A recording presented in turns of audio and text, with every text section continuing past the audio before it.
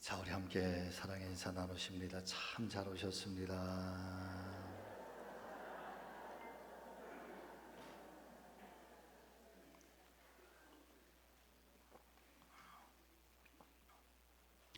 다른 교회들은 비가 오면 교회들을 잘 안 가시더라고요. 날씨 핑계대고. 저는 나가서 막 자랑을 합니다. 나는 주일날 비 오기를 얼마나 고대하는지 모른다고. 왜냐하면 우리 교인들은 비가 오면 교회만 온다고. 1부 때도 그렇고 2부 때도 평소보다 더 많이 오셨어요. 궂은 날씨에 오늘도 하나님의 거룩한 성전에 오셔서 예배드리시는 저와 여러분 모두에게 하나님의 큰 은혜와 복이 함께 하시기를 축복합니다. 오늘 본문의 말씀은 느헤미야 마지막 13장의 말씀으로서 어찌 보면은 느헤미야서가 마지막으로 정리하고 또 마지막으로 당부하고 싶은 결론적인 말씀이 아닐까 싶습니다. 느헤미야서 전체의 말씀을 보면은 바벨론의 고위 관리직으로서 아주 평온한 삶을 살아가고 또 누릴 수 있었던 느헤미야는 자신의 조카인 하나냐가 예루살렘을 다녀오고 나서 예루살렘이 얼마나 처참하게 무너져 내렸는지, 그나마 얼마 남아있는 동포들조차도 주변 작은 나라들의 침략과 도적질에 너무나도 고통스러운 삶을 연명하고 있다는 소식을 접하게 되면서 그 마음이 견딜 수 없어 합니다. 그리고 마침내 아닥사스다 왕의 허락을 받아서 예루살렘으로 돌아오게 되지요. 그렇게 느헤미야가 예루살렘으로 돌아오게 되면서 시작된 예루살렘의 개혁운동, 재건운동, 영적인 회복운동은 잠들었던 이스라엘 백성들의 몸과 마음과 정신을 일깨우기 시작하고, 이스라엘은 아주 조금씩이지만 그러나 나라가 망하기 이전의 모습으로 그렇게 점차적으로 회복이 되고 있었습니다. 성전도 재건이 되었고 무너졌던 성벽들도 다시 회복이 되면서 다시 한번 망하기 이전에 그런 모습, 무엇보다도 하나님을 향한 믿음과 신앙이 잘 회복이 되고 있었던 것입니다. 그런 이스라엘의 모습을 보면서 느헤미야가 떠나 있었던 바벨론으로 잠시 동안 다시 돌아가게 되는데, 그렇게 느헤미야가 예루살렘을 떠나 있는 그 짧은 시간 동안에 이스라엘에서는 또다시 신앙적으로 크게 흔들리게 되는 그런 불신앙의 일들이 일어나게 됩니다.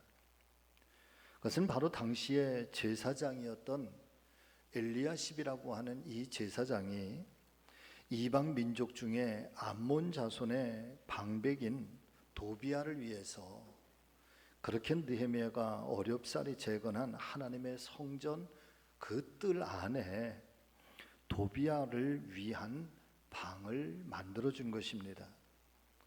물론 이방 민족이라 할지라도 이스라엘의 성전 재건과 영적인 회복을 위해서 최선을 다해서 돕고 또 도와준 그런 인물이었다고 한다면 일말의 여지라도 있었겠지만, 반대로 도비아라고 하는 사람은 느헤미야와 에스라가 성전을 재건하고 성벽을 건축하고 영적인 회복운동을 일으켰을 때 산발랏이라고 하는 사람과 함께 적극적으로 방해 공작을 펼치고 또 성전이 재건되는 것에 대해서 반대하고 느헤미야를 모함하고 에스라를 모함했던 사람이었기 때문에, 그런데 그렇게 성전이 아름답게 잘 재건이 된 그 성전 뜰 안에 제사장 엘리야십이 이 도비아를 위해서 방을 만들어주고 그곳에서 거하게 했다는 것이죠.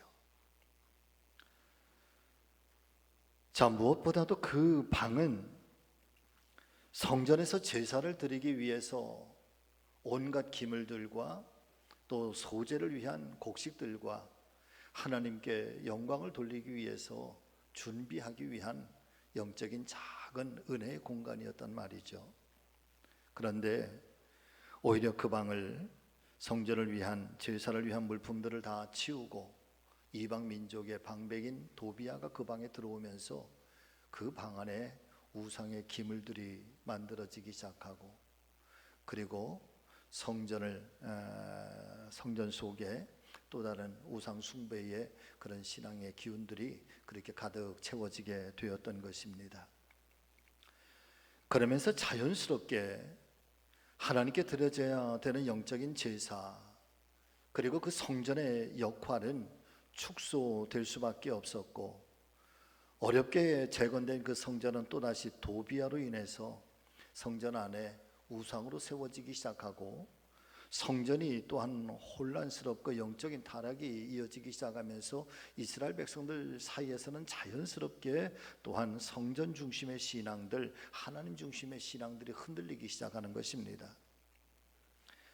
이런 영적 혼란스러운 일들이 발생하게 되면서 이 소식을 접한 느헤미야가 다시 아닥사스다 왕의 허락을 받아서 제2차 예루살렘으로 느헤미야가 돌아오게 되는데, 그렇게 예루살렘으로 돌아온 느헤미야가 가장 먼저 행한 일은 바로 도비아의 방을 깨끗하게 청소하는 것이었습니다. 우상으로 가득 찼던 그 방을 다시 다 정결하게 세간살이를 다 내몰아내고, 그곳에 하나님 예배를 위한 성전의 그릇들, 또 소재물들, 유향으로 그 방을 채우게 하면서 그 방을 원래의 목적으로 돌이켜 놓게 되는 것이죠. 이 일을 행한 후에 느헤미야가 이스라엘 백성들에게 아주 강력한 말씀들을 선포하게 됩니다. 그 말씀이 느헤미야 13장에 쭉 나열이 되어져 있는데, 말씀들을 한마디로 요약을 하면 바로 이런 말씀입니다. 여러분 같이 하십니다. 신앙의 정결운동. 아멘. 이스라엘 백성들이 느헤미야의 말씀을 따라서 신앙의 정결운동을 펼쳐가게 될 때, 그러면서 그들의 마음속에서 하나님을 향한 믿음이 회복이 되고 또 하나님의 말씀이 회복이 되기 시작하면서 혼란스러웠던 그들의 삶이 평화를 얻기를 시작하고, 그리고 그들의 얼굴에서 잃어버렸던 웃음들이 회복이 되고, 그리고 함께 이웃들과 함께 나누고 베풀면서 살아가는 그런 축복의 일들이 그 어려움 속에서도 예루살렘에 일어나게 되었던 것이지요. 그런 말씀을 배경으로 오늘 아침에는 어떻게 다시 행복한 백성들이 될 수 있었는지 성경적인 원칙들을 함께 살펴보면서 오늘을 살아가고 있는 우리 사랑하는 성지교회 모든 성도님들께서도 동일하게 행복한 삶을 살아가는 그런 복된 성도들이 되실 수 있기를 우리 주님 예수 그리스도의 이름으로 축원을 드립니다. 과연 어떻게 이 행복이 시작이 되고 어떻게 이 웃음이 회복될 수 있었던 것일까? 첫 번째는 하나님의 사람들은 말씀을 붙들고 살 때 행복해질 수 있습니다. 여러분 같이 하십니다. 하나님의 사람들은 말씀을 붙들고 살아야 행복해질 수 있습니다. 아멘. 자, 사랑하는 성도 여러분, 느헤미야가 잠시 동안 이스라엘을 떠나 있는 동안에 왜 이스라엘 이 예루살렘의 백성들이 신앙이 흔들리고 삶의 기쁨을 잃어버리고 그 삶이 평화를 잃어버리게 된 것일까요? 그 첫 번째 이유가 무엇이었을까요? 그것은 바로 그들 안에 하나님의 말씀에 대한 분명한 확신이 없었기 때문입니다. 하나님 말씀이 온전하게 스며들지 못했기 때문이었던 것이죠. 더군다나 영적인 방황과 혼란이 일어나게 된 그 배경을 살펴보면은 다른 사람도 아닌 바로 제사장 엘리야십이라고 하는 이 사람이, 제사장이 도비아라고 하는 이방 민족에게 성전 안에 있는 방을 제공하기 시작하면서부터 영적 혼탁함이 들어오기 시작했다는 것, 한마디로 말씀을 드리면 제사장조차도 무엇을 어떻게 해야 되는지, 그 일이 얼마나 하나님 앞에 죄가 되고 그 일이 얼마나 하나님 앞에 부끄러운 일이 되는지조차 알지 못하고 있었다는 사실인 것입니다.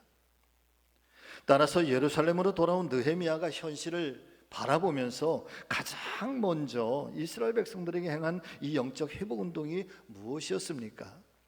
그것은 바로 먼저 하나님의 말씀을 듣게 하는 일이고, 그 하나님의 말씀을 낭독하게 되면서 그 말씀이 백성들에게 들려오기 시작했을 때 여러분, 그들 안에 변화가 일어나기 시작하는 거예요. 말씀이 들려오니까 변화가 일어나고, 말씀이 들려오니까 결단이 일어나고, 말씀이 들려오니까 그 말씀 앞에서 여러분 나를 돌아보기 시작했다라고 하는 것입니다. 자, 느헤미야 13장 1절과 3절의 말씀인데 여러분 한번 보시죠. 그날 모세의 책을 낭독하여 백성에게 들렸는데 그 책에 기록하기를 암몬 사람과 모압 사람은 영원히 하나님의 총회에 들어오지 못하리니 백성이 이 율법을 듣고 곧 섞인 무리를 이스라엘 가운데서 모두 분리하였느니라.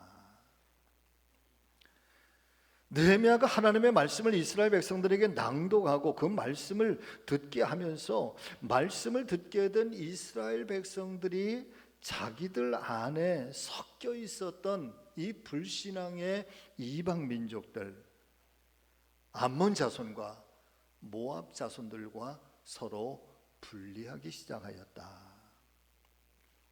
또 다른 의미에서는 우리가 모압 자손과 암몬 자손과 다른 그런 하나님의 성별된 백성이라고 하는 이 사실을 여러분 비로소 인식하기 시작했다라고 하는 거죠.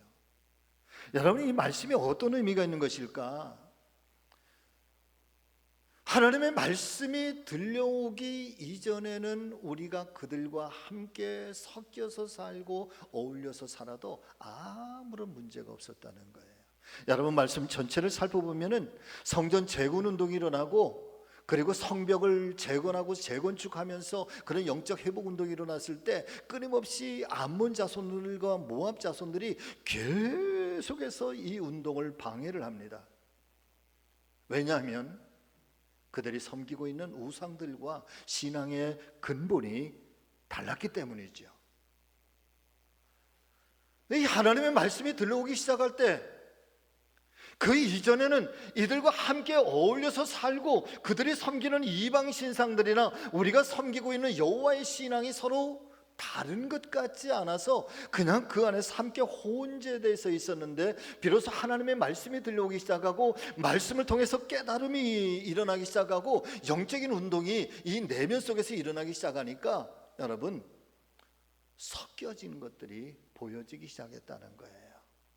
여러분, 섞였다라고 하는 말이 무엇일까요? 여러분, 그것은 혼재되었다라고 하는 말이죠. 참이 거짓과 함께 어울려 있어서 이것이 참인지 저것이 거짓인지 여러분 분명하지 않았다라고 하는 것입니다. 그런데 말씀이 들려오기 시작하니까 우상 숭배의 신앙들이 보여지기 시작하는 거예요. 이방 민족들이 보여지기 시작하는 거예요. 더군다나 하나님의 말씀에 보니까 모압 자손과 암몬 자손들이 이전에 행한 일들 때문에 결코 하나님의 성전에 들어오지 못하리라고 하는 하나님의 분명한 말씀들이 기록되어져 있는 것을 듣게 되면서 이스라엘 가운데 그들을 모두 분리하였느니라. 여러분, 어떠십니까? 오늘 우리 안에 영적 각성이 일어나지 않으면요, 우리가 세상 속에 살아가면서 세상과 이 거룩함이 여러분 혼재되어 있어서 이것이 죄인지, 이것이 하나님 기뻐하는 일인지, 아니면 하나님 정말 기뻐하지 않는 일인지 여러분 우리는 혼탁해서 때로는 알지 못할 때가 얼마나 많은지 모릅니다. 그런데 하나님 말씀이 들려오기 시작하고 우리 안에 성령의 역사가 우리 안에서 끊임없이 일어나게 될 때 명확해지는 것, 죄를 죄로 깨닫게 되는 것이고, 그래서 그로 말미암아서 내가 그 죄로부터 멀어지려고 하는 영적 몸부림이 있는 것이고, 그리고 내가 보다 더 성결하게 하나님의 사람으로 세상과는 다르게 살려고 하는 그런 믿음의 몸부림이 여러분 그리스도인들 속에서 일어나게 되는 줄로 믿습니다.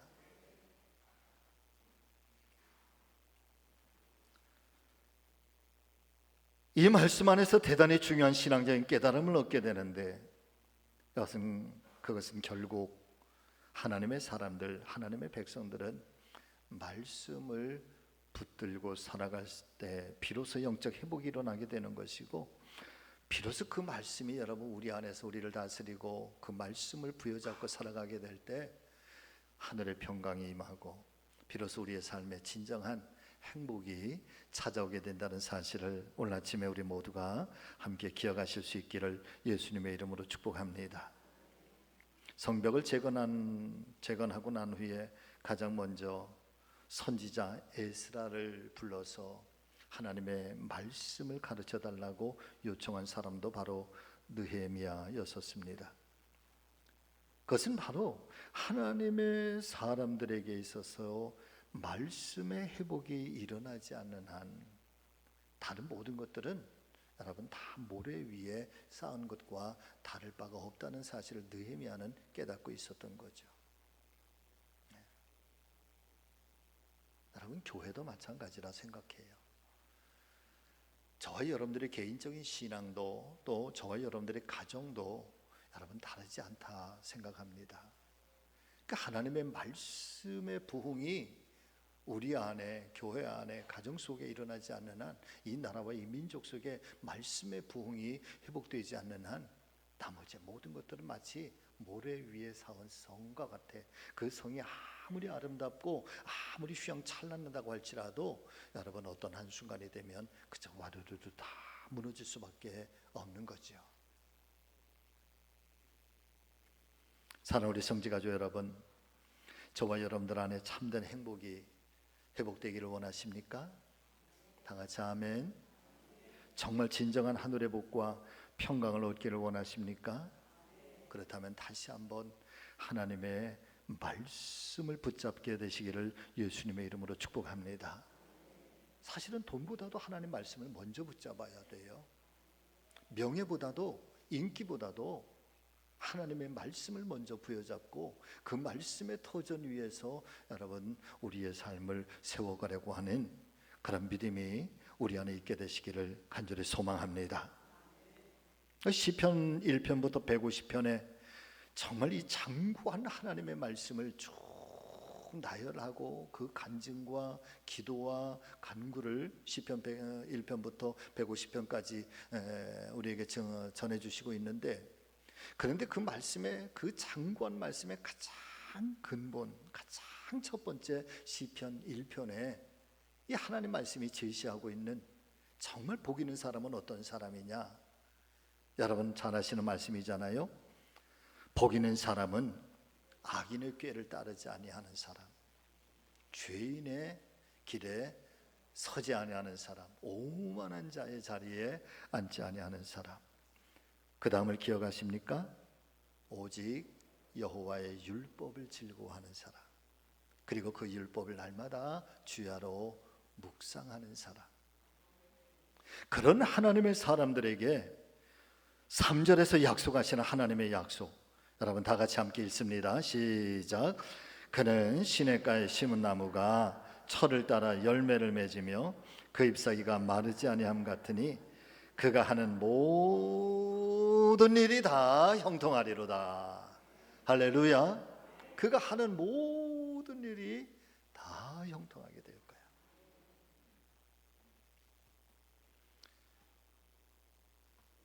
말씀을 즐거워하고 말씀을 묵상하는 사람들에게 베풀어 주시는 하나님의 놀라운 축복의 열매인 것이죠. 자, 두 번째, 하나님의 사람들은 어떻게 행복해질 수 있는가?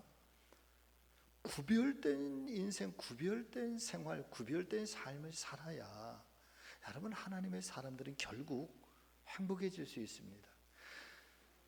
우리나라 말 중에서 다움이라고 하는 말을 저는 굉장히 좋아해요. 그러니까 교회다울 때 교회가 빛이 나는 것처럼 성도는 성도다울 때에 행복한 거예요. 믿으시면 아멘. 그리스도인들이 그리스도인다울 때 빛이 나는 것이고 그리스도인다울 때에 존중되고 존경스러운 거죠. 주의 종들이 주의 종다울 때, 하나님의 사람들이 하나님의 사람다움을 간직하고 그 다움의 향기가 있을 때 비로소 여러분 그 삶이 아름답다는 거예요. 앞전에서도 말씀을 보았지만은 답지 아니하고 혼재되어져 있을 때에 여러분 명확하지 않은 그 모습, 명확하지 않은 그 냄새 때문에 여러분 코를 막게 되는 것이고 얼굴을 찡그리게 되는 것이지요. 자, 오늘 본문의 말씀에서 느헤미야가 이스라엘에게 말씀을 읽고 첫 번째 요구한 것이 무엇이었을까? 그것은 바로 이 암몬 사람들, 모압 사람들을 분리해내는 것입니다. 여러분, 느헤미야가 인종적인 차별과 편견을 가지고 모압 사람들과 암몬 사람들을 구별해낸 것이 아니라 암몬 사람들과 모압 사람들이 가지고 있는 세속적인 영향력 때문이었던 것입니다. 그들이 그 섬기고 있었던 우상 숭배의 신앙 때문이었던 것이죠. 함께 어울려서 혼재되다가 보니까 여호와의 신앙다움을 잃어버리는 것, 하나님의 백성다움을 잃어버린 것, 우상 숭배와 우상의 신앙과 함께 혼재돼서 이것이 하나님 신앙인지 이것이 우상을 숭배하는 것인지 여러분 혼탁해진 이스라엘 백성들 사이에서는 영적인 그 혼란함 때문에 오히려 평강을 잃어버리고 어디로 가야 될지, 어떻게 살아야 될지 인생의 길을 잃어버리고 있는 것입니다. 13장 3절의 말씀, 여러분 다시 한번 이 말씀을 마음판에 새기면서 읽어보실까요? 백성이 율법을 듣고 곧 어떤 무리를? 섞인 무리를. 근데 그 섞인 무리가 여러분 한마디 더 이 말씀 안에 여러분 첨가를 한다면 우리 가운데 섞인 무리를 이스라엘 가운데서 모두 분리하였다.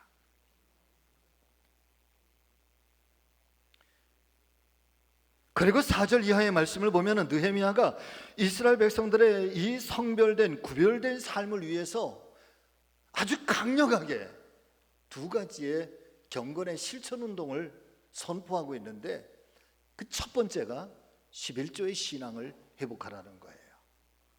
다 같이 아멘. 그리고 두 번째, 안식일의 신앙을 회복하고 철저하게 안식일을 준수하라라고 하는 말씀이었던 것입니다. 11조의 신앙과 안식일의 신앙 속에는 이 거룩함으로 성별된 하나님의 백성들이 지켜야 할 이 상징적 신앙, 상징적 삶을 여러분 전부 다 담겨져 있는 그런 의미가 있는 말씀인 것을 믿으실 수 있기를 바랍니다. 11조의 신앙이 도대체 뭐냐? 돈과 물질에 대한 우리의 고백이에요. 우리가 돈을 어떻게 바라보는지, 물질에 대해서 우리가 어떤 관념을, 어떤 신앙을 가지고 간직하고 있어야 될 것인지. 그리고 두 번째, 안식일의 신앙은 시간에 대한 우리의 신앙의 고백인 거예요.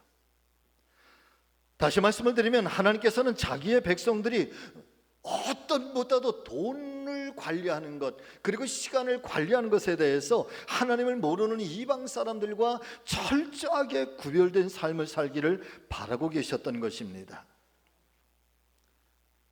저와 여러분들이 만일 돈을 관리하는 것에 있어서 철저할 수 있다면, 그리고 시간을 관리하는 것에 있어서 철저할 수 있다면, 그것도 세상 중심이 아니라 하나님 중심으로 우리가 바르게 관리하고 바르게 사용할 수 있다고 한다면 나머지의 모든 삶의 영역 속에서 일어나는 것들은 여러분 자연스럽게 하나님 중심으로 살아갈 수 있다는 것, 저는 그렇게 믿습니다. 자, 첫 번째 11조의 신앙의 근본은 바로 이런 거예요. 여러분 같이 하십니다. 나의 같이 하십니다. 나의 모든 소유는 내 것이 아니라 하나님의 것입니다. 하나님께로부터 받은 것입니다. 아멘이십니까? 어쩌면 내 인생, 내 생명도 하나님께 받은 선물이에요. 내 자녀도 하나님께서 주셔서 우리에게 찾아온 정말 놀라운 은혜의 선물이죠. 물질도 마찬가지라. 내 소유 전체가 하나님의 것이다. 안식일의 이 상징적 신앙의 의미는 내 시간 자체가 하나님께로부터 오는 것이다.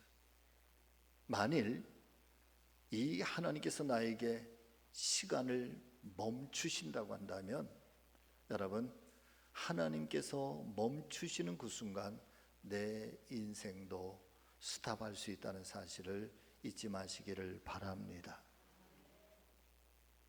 그래서 시간을 어떻게 우리가 잘 관리할 것인가? 과연 하루에 24시간의 시간을 여러분 나를 위해서 하나님께서 물론 나를 위해서만 주셨겠지만은 그러나 그 시간이 나만을 위한 시간이 되어야 되는 걸까? 아니라는 거야.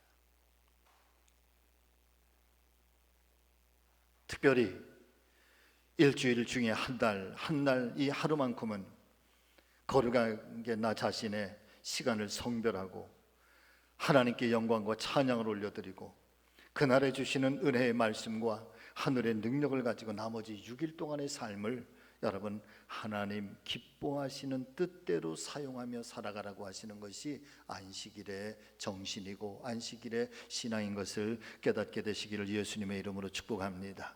그래서 그런 신앙을 지키지 못하는 이스라엘을 향해서 느헤미야 13장 17절의 말씀을 보면은 이스라엘 백성들을 향해서 책망을 합니다. 내가 유다의 모든 귀인들을 꾸짖어 그들에게 이르기를 너희가 어찌 이 악을 행하여 안식일을 범하느냐. 하나님께서는 안식일을 범하는 것을 단순하게 안식일을 지키지 못했다라고 말하는 것이 아니라 이 악을 행하였다라고 그렇게 여러분 우리가 주의를 한번 못 지키는 것에 대해서 하나님께서 너 이 엄청난 악을 행하였다 오늘 그렇게 말씀하신다고 한다면 우리의 심령이 견뎌낼 수 있을까요?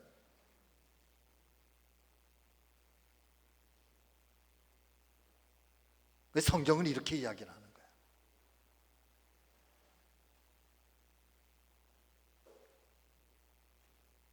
다시 한번 말씀을 드리지만 사랑하는 믿음의 성도 여러분, 하나님의 사람들은요 신실해야 됩니다. 나를 잘 다스려 지켜야 됩니다.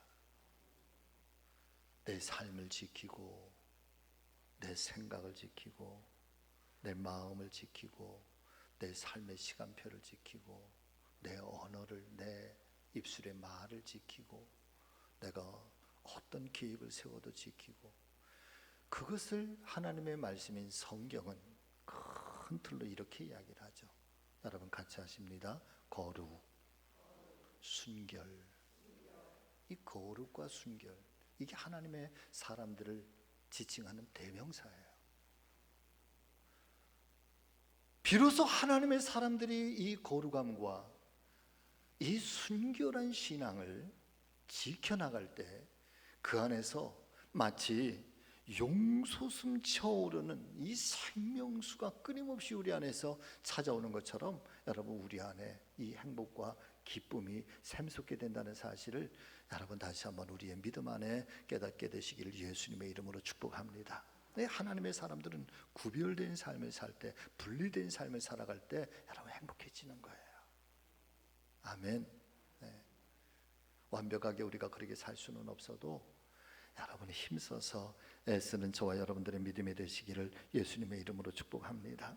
세상과의 동화에 있는 것이 아니라 세상 속에서 살아가지만 세상과는 남다르게 살아가는 것, 그것이 구별된 성도들의 행복이라는 거지. 세 번째, 하나님의 사람들은요, 늘 하나님께 기도로서 도움을 구하면서 살 때 여러분 행복해지실 수 있어요. 제가 1000번, 10,000번, 100만 번을 말씀을 드려도 하나님의 사람들은 무릎을 꿇고 살 때 행복해져요. 무릎을 꿇을 때 역사가 일어나고, 무릎을 꿇을 때 하나님을 만나고 하나님을 경험하고 하나님을 체험해요. 다 같이 아멘. 느헤미야서는 1장에서 느헤미야가 하나님 앞에 이 민족을 불쌍히 여겨달라고 하는 기도로부터 느헤미야가 시작이 됩니다. 그리고 그 기도하고 그 기도를 실천하고자 예루살렘으로 돌아갔던 느헤미야의 영적 회복운동을 통해서 하나님의 축복의 역사가 열려요. 그런데 느헤미야가 마치는 이 13장의 말씀도 묘하게도 느헤미야가 기도하면서 느헤미야서의 모든 말씀들이 끝을 맺습니다. 그 중에 31절 말씀을 보면은 느헤미야가 이렇게 기도를 합니다. 여러분 같이 하십니다. 내 하나님이여 나를 기억하사 복을 주옵소서. 아멘. 자, 그런데 이 내 하나님이여 나를 기억하사 복을 주옵소서라고 하는 이 느헤미야의 기도를 그냥 이 한 구절만 보면 하나님이 느헤미야가 하나님 앞에 기도하면서 하나님 나를 축복해 달라고 하는 그런 자신을 위한 기도구나라고 이 말씀을 우리가 듣게 돼 참 오해를 하게 되는데, 그런데 느헤미야서 전체를 1장부터 마지막 13장까지 쭉 묵상하면서 느헤미야가 어떤 기도를 드리고 있는가, 중간중간에 느헤미야의 기도를 살펴보면은 느헤미야의 기도는 단 한 번도 흐트러짐이 없고 단 한 번도 변함이 없는데, 그 기도는 나라와 민족을 위한 중보 기도예요. 그의 기도는 항상 이 민족을 위한 기도예요. 바꿔서 말씀을 드리면, 하나님 저를 기억하여 주소서, 이 민족에게 복을 주옵소서라고 하는 기도가 이 31절의 기도인 거예요. 저는 이 느헤미야의 기도 속에서 정말 무거운 책임감을 갖게 됩니다. 한편으로는 무거운 중압감을 깨닫게 돼요. 이것이 영적 지도자가 간직해야 할 기도의 제목이고, 이것이 믿음의 그릇이구나. 적어도 하나님 앞에 지도자로 부름을 받았고 영적 리더가 된 사람들에게 있어서의 나타나는 어떤 신앙적인 정말 아름다운 고백이 있다고 한다면, 하나님 이 민족을 불쌍히 여겨달라고 하는 기도예요.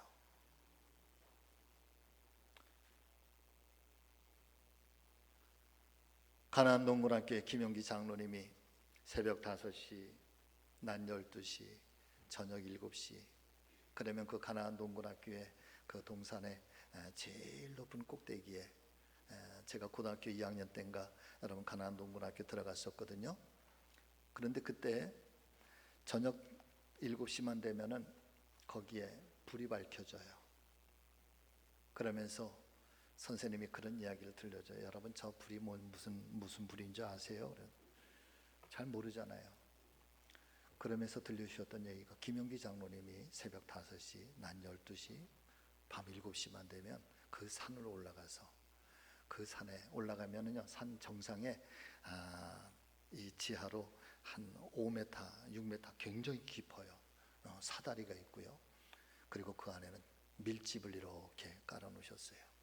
근데 김용기 장로님이 하루에 3차례 거기 올라가셔서 그 사다리를 타고 내려가서 거기서 나라와 민족을 위해서 김용기 장로님이 그렇게 기도하셨다는 거예요. 삼천리 반도 금수강산, 이 노래의 찬송가의 저작자이시는 남궁옥 장로님, 강원도 홍천 모곡이라고 하는 그 동네에 무궁화 운동을 펼치시면서 그 마을에 유리봉이라고 하는 강가에 아주 조그만 그 바위산이 있는데요, 그 바위산에 올라가면 거기에는 핏자국이 있었다고 그래요. 제가 바로 그 동네에서 목회를 했기 때문에, 그리고 그 남궁옥 장로님의 제자가 제가 첫 목회지의 권사님이셨기 때문에 그분으로부터 생생하게 간증을 들어. 그 유리봉에 남궁옥 장로님 늘 올라가서 통곡하면서 나라와 민족을 위해서, 이 해방의 날을 위해서 그렇게 기도하셨다는 거예요. 핏자국이 베일 만큼. 오늘 느헤미야가 나를 기억하소서 복을 주시옵소서라고 하는 이 간절한 중보의 기도를 드리는, 눈물로 무릎으로 기도하는 이 중보의 기도, 어쩌면 영적 리더들이 간직해야 할 정말 신앙의 품성, 신앙의 그 무게감이 아닐까. 저는 이 말씀을 가만히 묵상하면서 자기 자신을 넘어서 민족이 하나님께 복을 받게 되기를, 나 한 사람의 형통한 축복을 넘어서 이 예루살렘의 모든 백성들이 하나님께 복을 받는 백성이 되기를, 마찬가지로 오늘날의 영적 리더들은 여러분 나를 넘어 교회의 성도들을 향하고 나를 넘어서 내 가정을 위해, 이 나라를 위해서 기도할 수 있는, 그래서 바라는 것이 있다고 한다면 여러분 같이 아시죠? 큰 산이 되시라. 뭐가 되시라? 큰 산이 돼. 산과 같은 믿음이 돼. 여러분 거대한 나무와 같은 믿음이 되시기를 바랍니다. 바다 같은 믿음을 간직하세요. 네. 얼마 전에요,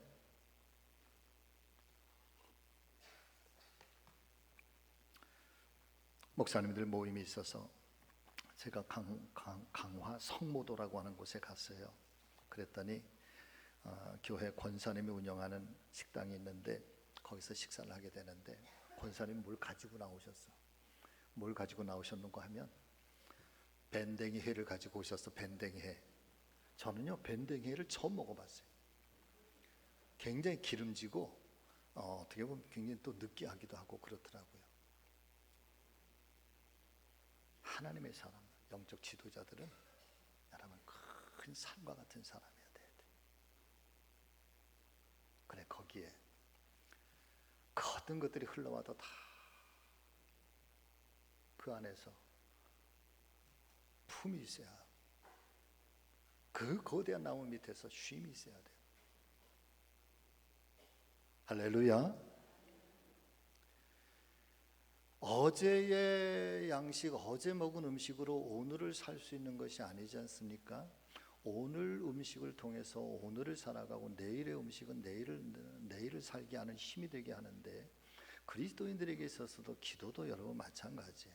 어제의 기도, 어제를 살게 하는 거고, 오늘을 살게 하는 것은 오늘의 기도가 필요한 거예요. 오늘이라는 시간에 하나님을 향한 기도의 도움을 구하고, 하나님의 사람들이 기도를 그치는 순간, 기도가 멈추면 인간의 수단과 방법에 매달리게 됩니다.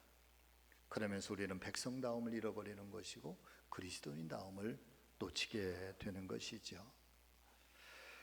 자, 오늘 말씀을 마치려고 합니다.